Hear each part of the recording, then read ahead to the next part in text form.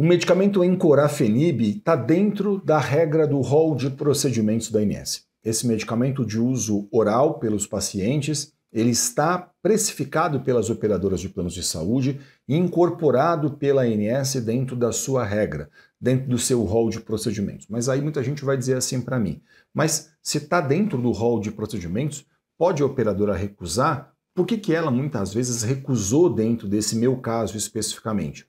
E para a gente entender isso, é preciso compreender o que diz a regra da ANS e o que diz a lei dos planos de saúde. Eu sou Elton Fernandes, eu sou advogado especialista em plano de saúde, professor de pós-graduação em importantes instituições da área e autor de livro jurídico. Hoje eu vou tentar desmistificar um pouco para vocês sobre as regras do setor dos planos de saúde.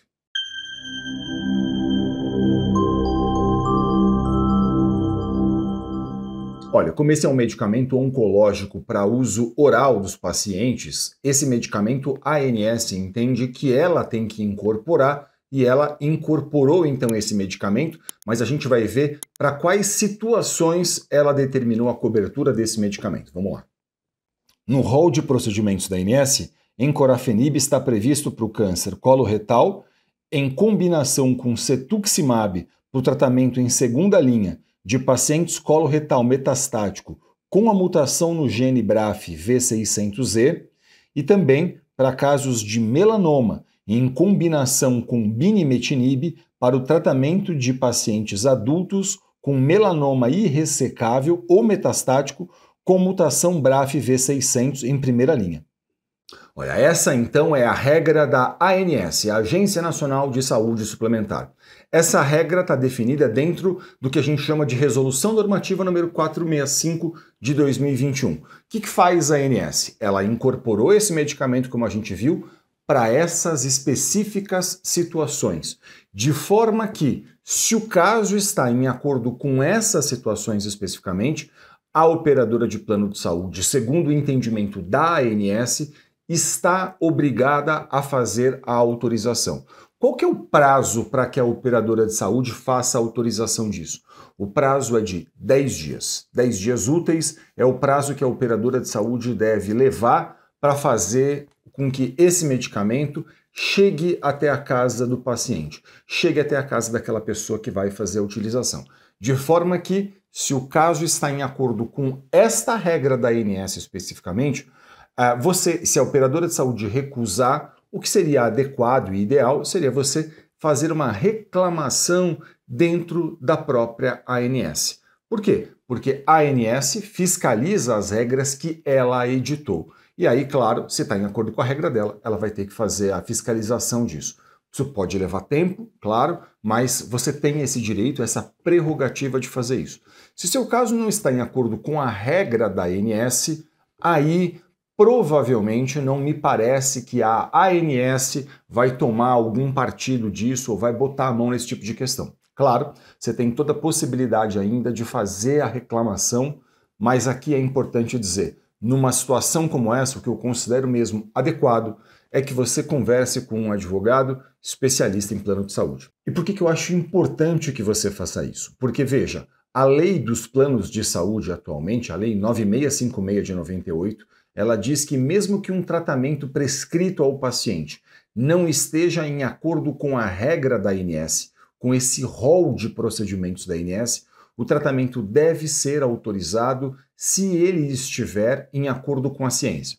Então veja o que acontece muitas vezes. O médico participa de congressos, ele lê publicações científicas, ele pode olhar, por exemplo, porque outras agências de renome internacional, como a FDA, a Europa, por exemplo, fazem ali a indicação de estudos que corroboram a indicação técnica dele. Olha, esse medicamento serve para os casos tais. E aí, claro, esse profissional preocupado com o paciente, ele quer fazer uma prescrição que está em acordo com a ciência, mas que não está em acordo com a regra da ANS que a gente viu anteriormente. E aí, o plano de saúde recusa o fornecimento disso, porque as operadoras de planos de saúde ainda entendem, majoritariamente, que elas só devem custear aquilo que está dentro dessa regra da ANS que a gente leu. Então existe um descompasso entre o rol da ANS, muitas vezes, e a ciência. E existe um descompasso também Porque a operadora de plano de saúde, ao invés de cumprir a lei, ela cumpre exclusivamente o critério que está dentro desse rol de procedimentos da ANS que a gente leu. E aí o que fazer numa situação como essa? Nessa situação, um advogado especialista em plano de saúde vai poder analisar o seu caso e ele vai poder, então, a partir dessa análise, entender o seguinte: se está em acordo com a regra da ANS, ele pode, ele mesmo, inclusive, ajudar você a formalizar a reclamação dentro da ANS. Essa é uma prerrogativa que o advogado tem, que esse profissional possui. E aí, claro, se não estiver em acordo com a regra da ANS, ele vai ter que entender o caso, analisar se é, por exemplo, a situação de mover eventualmente uma ação judicial contra esse plano de saúde, a fim de buscar no Poder Judiciário a cobertura desse tipo de tratamento. Okay? Então, essa é uma possibilidade que o advogado possui. E claro, você deve estar perguntando, mas será que se eu tiver, por exemplo, que mover uma ação, como é que isso funciona, né? Como é que seria isso na prática? Isso não vai levar muito tempo? Deixa eu explicar um pouquinho para vocês essa questão. Olha, a ação judicial é um procedimento. Esse procedimento, por exemplo, ele pode ser feito com um pedido de liminar. O que é um pedido de liminar, né? Um pedido de liminar é um requerimento que você faz a um juiz pedindo que ele determine desde logo, desde o começo do processo, o fornecimento do tratamento que aquela pessoa precisa. Então, por exemplo, se você demonstra para um juiz que existe um direito e uma urgência, o que o juiz pode fazer? Ele pode determinar desde logo o fornecimento daquilo que você está fazendo o pedido. Então, ele olha para o caso, ele sabe que um processo vai ser longo, e bem porque o juiz sabe que um processo vai ser longo, muitas vezes ele vai poder dizer o quê? Olha, estou entendendo que nesse caso, esse beneficiário aqui ele não pode esperar o final do processo para poder usufruir desse direito. Então, entendendo que existe direito e que existe urgência, ele pode, então, determinar essa liminar. Ele pode conceder essa ordem liminar a fim de que a pessoa possa usufruir desse direito logo no começo do processo. Ele pode fazer isso a qualquer momento, né, a qualquer momento da ação judicial, mas é mais comum, por exemplo, que haja essa análise desde logo, desde o começo, a fim de que, demonstrando que existe direito, demonstrando que existe urgência, que seu caso está em acordo com a lei, que o relatório médico faz a indicação clara de que há uma urgência, de que o caso está em acordo com a ciência, por exemplo, ele possa, então, fazer a determinação disso. E note, esse processo hoje, em todo o Brasil, é inteiramente eletrônico. Então, assim, do Oiapoque ao Chuí, não importa onde você esteja, um processo judicial é inteiramente eletrônico. Imagina que você mora na cidade de São Paulo e você vai conversar com um advogado de São Paulo. Esse profissional vai mover uma ação judicial eletrônica. Hoje existem até audiências que são feitas de forma eletrônica, embora nesses processos especificamente que envolvem plano de saúde, é incomum que haja a necessidade de uma audiência. Pode haver a necessidade de outras questões, outras provas dentro do processo, mas audiência, participação de audiência, não. Em geral, isso não é feito, mas, claro, é sempre muito importante que você converse com um profissional especialista em plano de saúde, a fim de que esse profissional possa analisar as particularidades do seu caso, entender se cabe ou não, qual o caminho vai percorrer, se entender que cabe, e esse profissional vai poder orientar você em acordo com as especificidades do seu caso. Você vai poder dizer para mim eventualmente, mas eu não conheço ninguém que seja especialista nisso. Veja, deixa eu falar uma coisa para vocês.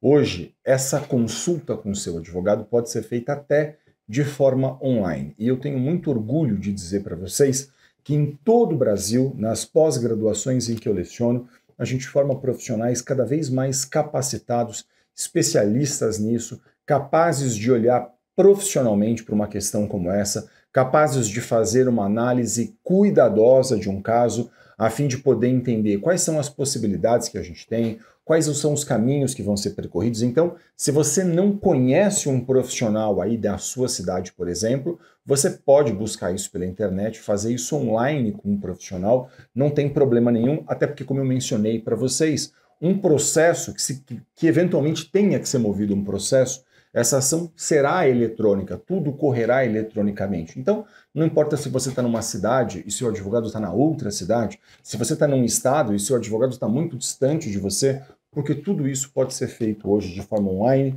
e eu tenho muito orgulho de poder dizer que em todo o Brasil a gente forma nas pós-graduações em que eu leciono profissionais muitíssimo capacitados para lidar com esse tipo de questão. Então, eu sugiro muito que você converse sempre com profissionais especialistas nesse tema.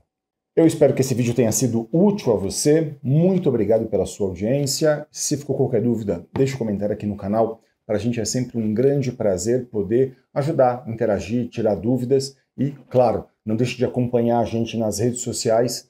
Muito sucesso para você e saúde. Até o próximo vídeo.